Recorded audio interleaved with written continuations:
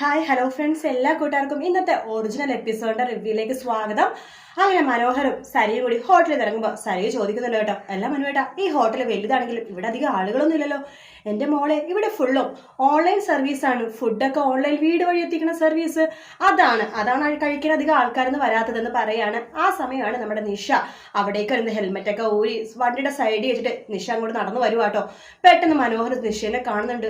നിഷനെ കാണുന്ന മനോഹറിനെ എന്ത് ചെയ്യണമെന്ന് അറിയില്ല, ആകെ പെട്ട അവസ്ഥ. സരിയു മോളെ, അയ്യോ ചേട്ടന് വല്ലാത്തൊരു വയറുവേദന, ബാത്റൂമിൽ ഒന്ന് പോയിട്ട് വരട്ടെ മോളെ. അയ്യോ ഇപ്പോഴും എന്ത് പറ്റി പെട്ടെന്ന് അറിയില്ല മോളെ, ഫുഡ് പിടിച്ചില്ലാന്ന് തോന്നുന്നു, ഞാനൊന്ന് ബാത്റൂമിൽ പോയിട്ട് പെട്ടെന്ന് വരാൻ കേട്ടോ. മോളൊരു കാര്യം ചെയ്യും, ഇവിടെ റെസ്റ്റ് ചെയ്തോ എന്ന് പറഞ്ഞിട്ട് അവിടെ കസേരയെ കൊണ്ട് ഇരുത്തുവാണ് സരിയുവിനെ. അതിനുശേഷം വയറുവേദന എടുക്കുന്നു, ഞാൻ ബാത്റൂമിൽ പോയിട്ട് വരട്ടെ എന്ന് പറയട്ടെ വേഗം തന്നെ പുറകു വഴി അപ്പുറത്തേക്ക് ഓടുവാട്ടോ. ആ സമയം നിഷ അകത്തേക്ക് കയറുന്നുണ്ട് ഹോട്ടലിന്റെ അകത്തേക്ക് കാണുന്ന സമയത്ത് സരയു ഇവിടെ ഇരിക്കുകയാണ്. നിഷ ഇതിലേക്ക് കൂടി ഇങ്ങനെ പോകുന്നുണ്ട്. പക്ഷെ നിഷ സരയു നിഷേനെയും കാണുന്നില്ല. അങ്ങനെ നിഷ അകത്തേക്ക് കയറി പോയിട്ട് ആ ബാത്റൂമിന്റെ സൈഡിലും അവിടെയൊക്കെ നോക്കുന്നുണ്ട്. മനോഹർ ഓടി പെട്ടെന്ന് നിഷയുടെ മുമ്പിൽ തന്നെ എത്തുന്നുണ്ട്. പക്ഷെ നിഷ കാണുന്നില്ല. മനോഹർ പെട്ടെന്ന് അവളുണ്ടായിരുന്ന റൂമിൽ വാതിൽ ചാരി നിൽക്കുമ്പോഴേക്കും വാതിൽ തുറന്ന് അകത്തേക്ക് വീഴുവാട്ടോ. വീഴുന്നതും നേരെ കട്ടിലേക്കാണ് വീഴുന്നത്. അയ്യോ എന്റെ നടു ഒടിഞ്ഞേ എന്ന് പറഞ്ഞിട്ട് മനോഹർ നിലവിളിക്കുകയാണ്. ദൈവമേ, ഇത് ഞാൻ എവിടെ എത്തിയത്? ഇത് ഏതോ റൂമിലാണല്ലോ ഈശ്വര എന്ന് പറഞ്ഞിട്ട് ഇങ്ങനെ നിൽക്കുകയാണ്. ഇനിയിപ്പോൾ ഇവിടെ നിന്ന് എങ്ങനെയെങ്കിലും രക്ഷപ്പെടേണ്ടത്, നടു പോയത് തന്നെ എന്ന് പറഞ്ഞിട്ട് പെട്ടെന്ന് മനോഹർ അവിടെ അഴയിൽ ഒരു മാക്സി വിരിച്ചിട്ടുണ്ടാവും. ഇതെന്താ മാക്സിയോ, ഇതെന്നെ പറ്റിയ അവസരം എന്ന് പറഞ്ഞിട്ട് ആ മാക്സി എടുക്കുവാണ്. ആ മാക്സി ഇട്ടതിന് ശേഷം മനോഹർ അവിടെ നിൽക്കുന്ന സമയത്ത് പെട്ടെന്ന് ആ ഫ്ലാറ്റിലെ ആ പെണ്ണ് ബാത്റൂമിൽ നിന്ന് ഇറങ്ങി വരുന്നുണ്ട് കേട്ടോ. ആരാ നീ? എടി ആരാടി നീ എന്നിങ്ങനെ ചോദിക്കുകയാണ്. അപ്പൊ മനോഹർ തിരിഞ്ഞു നിൽക്കുകയായിരിക്കും. ഓഹോ, എന്റെ ഭർത്താവ് ഞാൻ ബാത്റൂമിൽ കയറിയ സമയത്ത് ആരോ പിടിച്ച് അകത്ത് കയറ്റിയേക്കുക, അയാൾ ഞാൻ വെച്ചിട്ടുണ്ട്. എടി തിരിയടി, നിന്റെ മുഖം ഞാൻ കാണട്ടെടി, തിരിയടി എന്ന് പറയുകയാണ്. അങ്ങനെ മനോഹർ പതുക്കെ തിരിയുമ്പോഴേക്കും ആണായിരുന്നോ? ആ മേഡം, പ്ലീസ് മേഡം എന്നെ. മനോഹർ പറയണ്ട, അയ്യോ മേഡം രക്ഷിക്കണം മേഡം, മനഃപൂർവ്വം കയറിയതല്ല, അറിയാതെ കയറി പോയതാണ് എന്ന് പറയാണ്.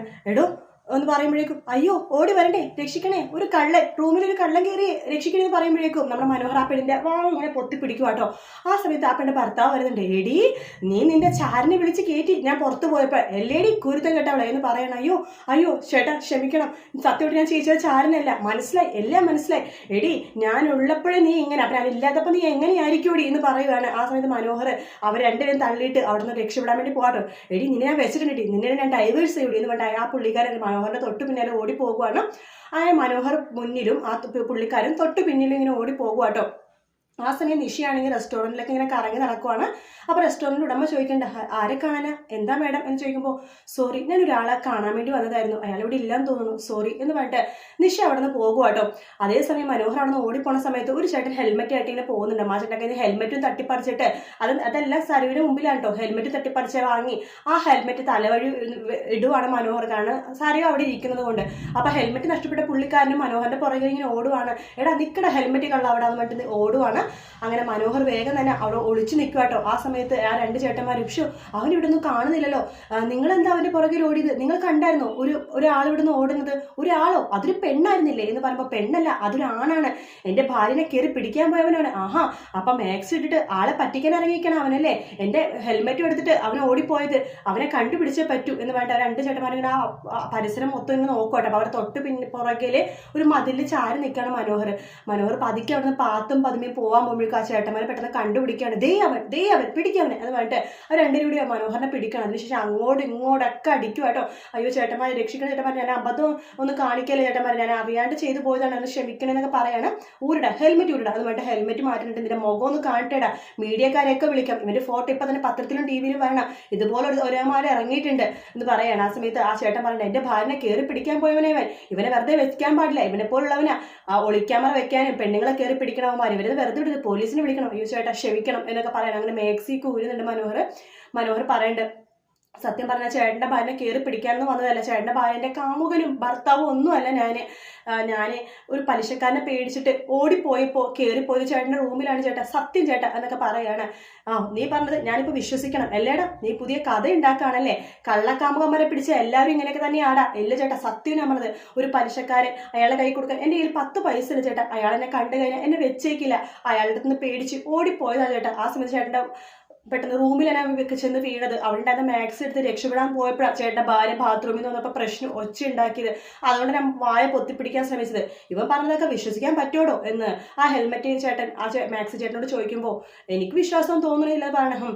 എന്തായാലും പോട്ടെ, നീ പറഞ്ഞത് ഇപ്പത്തേക്ക് ഞങ്ങൾ വിശ്വസിച്ചിരിക്കുന്നു. പക്ഷേ നിന്നെ ഈ ഭാഗത്തിന് കണ്ടുപോകരുത്. കണ്ടതിനെ തീർച്ചയായിട്ടും നിന്നെ പോലീസിൽ പിടിച്ചെടുപ്പിക്കും. കേട്ടോടാ പോടാ എന്ന് പറഞ്ഞിട്ട് രണ്ടുപേരും കൂടി അവരെ മനോഹറിനെ ആട്ടിപ്പായിക്കുവാണ്. മനോഹർ അങ്ങനെ പതുക്കിനെ പോകാൻ പോകുമ്പോഴേക്കും രണ്ട് ചേട്ടന്മാരും പെട്ടെന്ന് പുറകിലേക്ക് തിരിയാട്ടോ മാക്സ് ചേട്ടൻ. എന്നിട്ട് തിരിഞ്ഞിട്ട് മനോഹർ അടുത്തേക്ക് വരുന്നത്. അതെ നിന്റെ മുഖം ഞാൻ ശരിക്കും നോക്കട്ടെ, നീ ഒന്ന് നോക്കിക്കേടാ എന്ന് പറയുകയാണ്. അങ്ങനെ മനോഹർ ആ ചേട്ടനെ നോക്കുന്നുണ്ട്. ആ ചേട്ടൻ ഒരു അടി വെച്ച് മനോഹറിനെ കൊടുക്കുവാണ്. എന്നിട്ട് പറയുന്നുണ്ട്, നീ പറഞ്ഞതൊന്നും ഞാൻ വിശ്വസിച്ചിട്ടില്ല, അയാൾ വിശ്വസിച്ചിട്ടുണ്ടാവും, ഞാൻ പക്ഷെ വിശ്വസിച്ചിട്ടില്ലടാ. നീയെ എൻ്റെ ഭാര്യനെ കാണാൻ വേണ്ടി തന്നെയാണ് റൂമിൽ വന്നത്. നീയും അവളും തമ്മിൽ എന്തോ ബന്ധമുണ്ട്. സത്യം പറടാ, നിന്റെ പഴയ കാമുകയില്ലേ എൻ്റെ ഭാര്യ. ചേട്ടാ സത്യമായിട്ട് ഞാൻ പറഞ്ഞത് നിങ്ങളുടെ ഭാര്യ എനിക്ക് അറിയില്ല. ആ ചേച്ചി ഞാൻ ഇപ്പോഴാണ് ആദ്യമായിട്ട് കാണുന്നത്. നിന്നെ വെച്ചിട്ടുണ്ടാ, നിന്നെ ഞാൻ വെച്ചിട്ടുണ്ട്, അവളെ ഞാൻ വെച്ചിട്ടുണ്ട്, നോക്കിക്കോ എന്ന് പറയണം ആ ചേട്ടൻ. അതിനുശേഷം ആ ചേട്ടൻ അവിടെ നിന്ന് മാക്സ് എടുത്തുകൊണ്ട് അവിടെ നിന്ന് പോകുക കേട്ടോ. നിഷ അതിലേക്ക് കൂടി തിരിച്ച് വീട്ടിലേക്ക് പോകാൻ വേണ്ടി വണ്ടി എടുക്കാൻ പോകുമ്പോൾ സരിവ് പെട്ടെന്ന് നിഷേനെ കാണുന്നുണ്ട്. പക്ഷെ നിഷേനെ വിളിക്കാൻ നിൽക്കൊന്നുമില്ല. ഈ പെണ്ണിനെ എവിടെയോ കണ്ടിട്ടുണ്ടല്ലോ എന്ന് സരിവ് ഇങ്ങനെ ആലോചിക്കും. അങ്ങനെ നിഷ വണ്ടി എടുത്തിട്ട് അവിടെ നിന്ന് പോകുമ്പോഴേക്കും മനോഹർ പതുക്കെ നിഷ പോയി തരുമ്പോഴേക്കും വേഗം വണ്ടിയിലേക്ക് കയറുവാണ്. ഈശ്വര, നടു പോയി, ഇനി നടു ശരിയാവാൻ വേണ്ടി ഒരുപാട് സമയം എടുക്കും. നാട് ഫുള്ളും ഭാര്യമാരുണ്ട്. പക്ഷേ ഇങ്ങനെ അടി കിട്ടുന്നത് ആദ്യമായിട്ടാണ്. ഇതുപോലത്തെ ഒരു അടി ഇതിനു മുമ്പ് കിട്ടിയിട്ടേ ഇല്ല അമ്മേ എന്ന് പറഞ്ഞിട്ട് വേഗം തന്നെ വണ്ടിയിലേക്ക് കയറിയിരിക്കുക കേട്ടോ. അതിനുശേഷം വണ്ടിയിലിരുന്നിട്ട് നമ്മുടെ സരുവിനെ വിളിക്കാൻ വേണ്ടി തുടങ്ങുവാണ്. അതേസമയം ഹോട്ടലിൽ ആ ചേട്ടനുണ്ടല്ലോ മാക്സി, ആ ചേട്ടനെ അതിന് ഭാര്യനെ കൂട്ടിക്കൊണ്ട് ഹോട്ടൽ റൂം വെക്കേറ്റ് ചെയ്ത് പോകുവാണ്. അപ്പോൾ ഹോട്ടലുകാർ ചോദിക്കുന്നത്, എന്താ ചേട്ടാ ഇത്ര പെട്ടെന്ന് പോണത്, മതിയായി, ഇവിടെ ഞാൻ റൈഡ് നടത്തും, നോക്കിക്കോ, നിങ്ങളിവിടെ ചാരപ്പണിയാണ് നടത്തുന്നതല്ലേ, ഇവിടെ റൈഡ് നടത്തും, നോക്കിക്കോ, എടി ഇതിനെ ഞാൻ വെച്ചിട്ടുണ്ട്, നിന്നെ ഞാൻ ഡൈവേഴ്സ് ചെയ്യും, നിന്റെ വീട്ടുകാരെ ഞാൻ അറിയിക്കും. അയ്യോ ചേട്ടാ ചതിക്കല്ലേ, ഞാൻ അവനായിട്ട് ഒരു ബന്ധമില്ല, ഇല്ലടി ഞാൻ നിന്റെ വീട്ടിൽ അറിയിക്കും, നീ അവനെ കൂടെ പോയി ജീവിച്ചോടി എന്നൊക്കെ പറഞ്ഞിട്ട് ആ ചേട്ടാ പ്രശ്നം ഉണ്ടാക്കിയിട്ട് അതിന്റെ ഭാര്യനെ വിളിച്ചുകൊണ്ട് ഹോട്ടലിൽ നിന്ന് ഇറങ്ങി പോകുവാട്ടോ. അങ്ങനെ നമ്മുടെ സരുവിനെ ഫോൺ വിളിക്കണം മനോഹർ. മോളെ, മനോഹരൻ്റെ എവിടെയാ, എത്ര നേരം ബാത്റൂമിൽ പോയിട്ട്, ഞാൻ കാറിലുണ്ട്, മോൾ ഇങ്ങോട്ട് വാ. ആ കാറിലുണ്ടോ, അതെ മോൾ ഇങ്ങോട്ട് വാ മോളെ എന്ന് പറഞ്ഞ് വിളിക്കുകയാണ്. അങ്ങനെ സരു പതുക്കെ അവിടെ നിന്ന് എഴുന്നേറ്റ് വയറും കൊണ്ടൊക്കെ ഇങ്ങനെ പതുക്കെ ഇങ്ങനെ എഴുന്നേറ്റിട്ട് കാറിൻ്റെ അടുത്തേക്ക് പോവാട്ടോ. മനുവേട്ടൻ ഇങ്ങനെ കാറിൽ കയറി എങ്ങനെ പുറത്തേക്ക് പോയി, അതൊക്കെ വലിയ കഥ, മോളിവിടെ വന്നിരിക്കുക എന്ന് പറഞ്ഞ് വിളിക്കുകയാണ്. അതെ ഹോട്ടലൊരു വലിയ പ്രശ്നം ഉണ്ടായി, മോളൊന്നും അറിഞ്ഞില്ലേ? ഇല്ല ഞാനൊന്നും അറിഞ്ഞില്ല. അതെ മോളുടെ മുമ്പിൽ കൂടി ഒരാൾ മാക്സിട്ട് പോണത് ഓടിപ്പോണത് കണ്ടായിരുന്നോ? ഞാൻ കണ്ടായിരുന്നു. അയാളുടെ പുറകെ വേറൊരാൾ ഓടിപ്പോണ്ടായിരുന്നല്ലോ, ഹെൽമെറ്റ് കട്ടു എന്ന് പറഞ്ഞിട്ട്. പക്ഷെ അയാളുടെ മുഖം ഞാൻ ശ്രദ്ധിച്ചില്ല. അയാളുടെ ഹെൽമെറ്റ് എടുത്തുകൊണ്ട് കള്ളൻ ഓടിപ്പോയി. ഇവിടെ എന്തോ കക്കാൻ വേണ്ടി കയറിയതവൻ. അത് മാത്രമല്ല വേറൊരുത്തിന്റെ ഭാര്യനെ കയറി പിടിച്ചെന്നേ. അയാളെ ഞാനും ആ ചേട്ടന്മാരും കൂടി കയറി പിടിച്ച് നന്നായിട്ട് പെരുമാറി വിട്ടിട്ടുണ്ട്. ഇങ്ങനത്തുള്ളവന്മാരെ വളർത്തി വലുതാക്കാൻ നമ്മൾക്ക് എന്താ മോളെ, അവരെ ഞാൻ വെറുത്തുപോയി എന്നൊക്കെ പറയുവാണ്. ആണല്ലേ, അത്രയും പ്രശ്നം ഉണ്ടായി ഇവിടെ മനുവേട്ടാ, പിന്നല്ലാതെ അത്രയും പ്രശ്നം ഉണ്ടായി എന്ന് പറയാണ്. എന്നാൽ നമുക്ക് വേഗം വീട്ടിലേക്ക് പോകാമെന്ന് പറയണം. അപ്പോഴേക്കും ആ ചേട്ടൻ അവിടെ നിൽക്കണ കാണട്ടോ. അതെ ആ ചേട്ടല്ലേ, ആ ചേട്ടൻ്റെ ആനം കൂടിയിട്ടാ അയാൾ ഇടിച്ചത്. അതേലേ, നമുക്കെന്നാ വീട്ടിൽ പോകാൻ മനുവേട്ടാ. പോകാൻ മോളൂ എന്ന് പറയാണ്. അങ്ങനെ മനുവും സരിയും കൂടി വീട്ടിലേക്ക് പോവാണ്. പിന്നെ കാണിക്കുന്നത് കല്യാണിനെയാണ്. കല്യാണി നോക്കുമ്പോൾ ദീപ ഉടുത്തൊരുങ്ങി പുറത്തു പോകാൻ നിൽക്കാട്ടെ. അമ്മ എവിടെ പോകാൻ പോവാന്ന് തോന്നണല്ലോ. എവിടെ പോകാൻ പോവാ അമ്മേ? അതെ ഞാൻ അമ്പലം വരെ പോവുക. മോള് ഡൽഹി പോവല്ലേ, ഒന്ന് പ്രാർത്ഥിക്കാനായിട്ട്. കിരണേട്ടനെ വേണ്ടിയിട്ട് പ്രാർത്ഥിക്കണോട്ടെ അമ്മേ. കിരണേട്ടൻ വല്ലാത്ത വിഷമത്തില്ല ഞാൻ പോകുന്നത് കൊണ്ടിട്ടേ.